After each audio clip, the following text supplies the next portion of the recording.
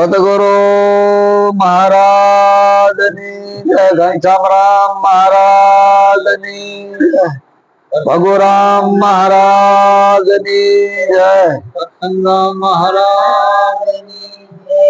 આજનું ભજન સરસ મજાનું ભાઈ પોપાભાઈ ને પોપાભાઈ ના આંગણે સદગુરુ મહારાજ ની કૃપાથી આજનો ગુરુવાર અને એમાં ઘનશ્યામરામ મહારાજ કે છે તમે થોડુંક બોલો, નકર તો હું કે બહુ બોલેલો નથી એટલે મને થોડુંક દબાણ લાગે આમાં કેમ મારે કરવું યાર. પણ સંતો મહાપુરુષે પોતપોતાના અનુભવ રજૂ કર્યા છે, કોઈ વાણી દ્વારા, કોઈ ભજન દ્વારા, કોઈ સત્સંગ દ્વારા. એટલે સંતોના તો ભજનમાં કીધું છે કે હમણાં રાયામાં એવું કીધું કે પોતે નો જડે, સંતો પોતે નો જડે, માલમી વિના વસ્તુ નહીં જડે. માલમી એટલે આપણે સદગુરુ મહારાજ વગેરે આ વસ્તુ જડે એવી નથી, અને વાત હાચી છે. એટલે બધા સંતોએ પોતપોતાનો અનુભવ રજૂ કર્યો છે અને બધા સંતોએ નામની વાત કરી છે. કોઈ ખેડા ગામના, હુદામડા ગામના, ગુરુના દેશની. પણ નિરાંત મહારાજે એમ કીધું છે કે નામ વિના કોઈ નહીં તરે ભવસાગર ની માય. એ સંતો કે નિરાંત તો વંદન કરે છે નામ ને, જ્યાં જ્યાં દેખું ત્યાં. તો સદગુરુ નિરાંત મહારાજ કહે છે મારી દ્રષ્ટિમાં નામ શિવે કઈ આવતું નથી, હું નામને જ વંદન કરું છું. તો આ સંતોએ જયારે નામને વંદન ક્યારે કર્યું હોય કે એના નામ રૂપ અને ગુણ ને બાદ કરી નાખ્યો હોય અને પછી ક્યાં છે કે હું નામને વંદન કરું છું. એટલે એથી આગળ કીધું કે ભાઈ નામ વિના નહીં તરવી ભવસાગર ની માય, નિરાંત વંદન કરું છું નામને જ્યાં જ્યાં દેખું ત્યાં. એટલે સવારામ બાપાએ પણ નામની જ વાત કરી છે કે પરખીલો પુરુષને નક્કી કરો નામ, નક્કી કરો નામ તેને સમરો સદગુરુ શ્યામ. નાદ બુંદ લઈને બાવે નગતા બનાવીને ભીતરમાં બોલે મારો સદગુરુ શ્યામ, પરખીલો પુરુષને નક્કી કરો નામ. એટલે એક નામને નક્કી કરવાની સંતો વાત કરે છે. તો મહાપુરુષે શું કે છે કે નામ ન્યાણોમાં રમ રહા, જાણે સત વિરલા. જેને પૂરા ગુરુ ભેટા હે ને ઉસકા માલમ હોય, જેને પૂરા મળી ગયા હોય એને નામની ખબર હોય, બધાને ખબર નથી. તો મોત નામ સંસારમાં તેથી મુક્તિ ન હોય, આદિ નામ ગુપ્ત થાય અને જાણે વિરલા. કોઈ આ બધા દેખાય છે ને બધી વસ્તુના નામ રહ્યા ને એ નામની સંતોએ વાત કરી નથી.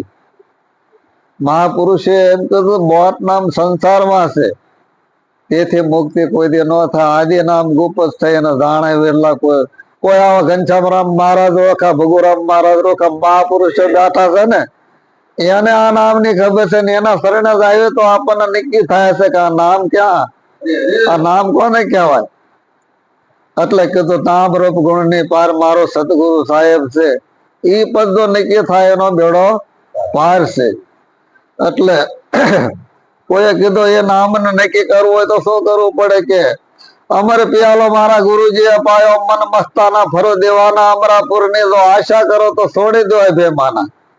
જો એક વખત એ સંતો કે અમરાપુર માં જવું હોય અને અમર બની જવું હોય ને તો દેહ અભિમાન છે, તો દેહ અભિમાન મૂકી દો. જ્યાં સુધી દેહ હું છું ત્યાં સુધી આ વસ્તુ સમજાય એવું નથી. આ વસ્તુ તો ગુરુ મહારાજે દેહની પરની વાત કરી છે. જયારે તન મન ને ધન ને શીશ અર્પણ કરી દે ને તારા નક્કી થાય છે કે દેવા વાળો પોતે તું છો, તારા શિવે નથી કોઈ દીધો. એટલે કીધું છે કે પરમાત્મા કેવી રીતે અમને મળે. તો આ ભજનમાં એમ કીધું છે કે અમર પિયાલો મારા ગુરુજીએ પાયો, મન મસ્તાના ફરો દેવાના. અમરાપુર ની આશા કરો તો છોડી દો બે માના.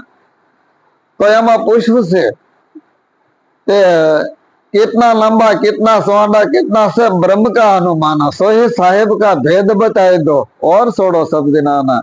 તો કે પ્રભુ કેટલાક લાંબો પહોળો કેવડો કહેશે. તો એમાં એને જવાબ આપો કે આબથી ઓછો છે, પવનથી ઝીણો આદમ છે, અપરંપારા. વધે ઘટે નહીં, રહે બરાબર કાયો વસે કીર્તારા, આવે જાય એવો એ નથી, અને જલમ મરણ આને નથી, અને જલમ મરણ નથી નહીં, આને જાણવાનું છે. એટલે ગંગા સત્ય કે જાણા જેવી વસ્તુ અજાણમાં રહી જાય ને, પાનબાઈ નગર કે છે ને માટી ભેગી માટી થઈ જાય છે, ધૂળ ભેગી ધૂળ ગમે તેવી થઈ જાય છે. તો આ જાણવા જેવી વસ્તુ જાણી લેવી. અને એક સંતો એમ કીધું જાણ્યા વગરનું જીવન ધૂળ છે, ધૂળ સમાન છે. જ્યાં સુધી પોતે પોતાને જાણતા નથી ને ત્યાં સુધી આપણે ખરેખર જીવનમાં આટો છે કહેવાય.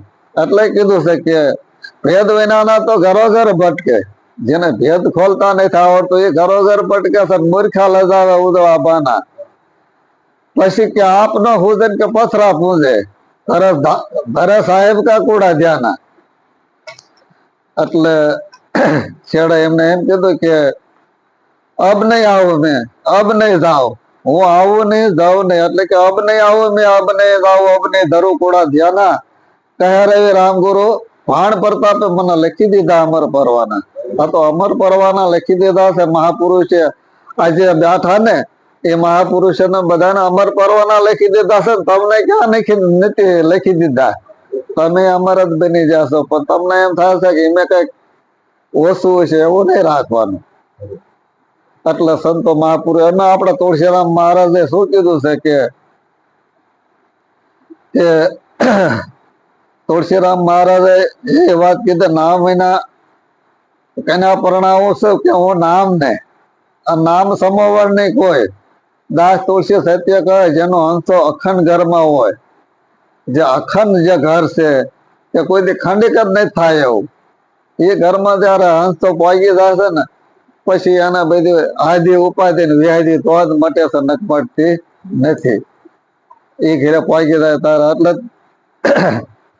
કોઈ મહાપુરુષે કીધું છે કે ભક્તિ પદ છે એ દાસી પદ છે, ભક્તિ પદ છે એ દાસી પદ છે, સર્વેથી શ્રેષ્ઠ છે. ખુદ પરમાત્મા સુન કે સામ ન કરી શકે આવું મહાપુરુષો નું માનવું છે. પણ ભક્તિ કોણ વારી શકે? તો કે આ ભક્તિ નો વારવા સુરવીર પુરુષ જ વારી શકે, અને ઘરમાં લાવી શકે અને હાંસી શકે. કાયર થી ભક્તિ થતી નથી. એટલે સંતોએ કીધું છે કે ભિખારી ભક્તિ ન કરે, લાકા નો ભજે રામ, કા ઊંઘે ને કા ઉઠી જાય, આ બધા કાયર ના કામ. કાયર પુરુષ ભક્તિ કોઈ દી કરી શકતો નથી, ને વારી નથી શકતો, ઘરમાં રાખી નથી શકતો, આવું સંતો કે છે. અને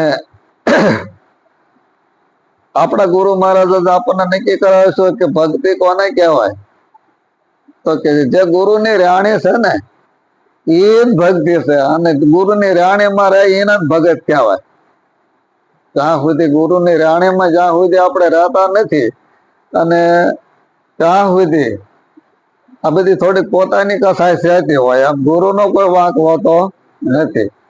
ગુરુ યાદ આપણને કીધું છે કે તમારે જો ચોરી ન કરવી, જુગાર ન રમવો, દારૂ ન પીવો, પરસ્ત્રી માત સમાન રાખવી, આ નિયમ નું પાલન તો કરવું પડે ને. જ્યાં સુધી નિયમ નું પાલન ન કર્યું તો નિયમ ને સંયમ, સંયમ એટલે એક વાણી સંયમ માં આવી જવી પડે.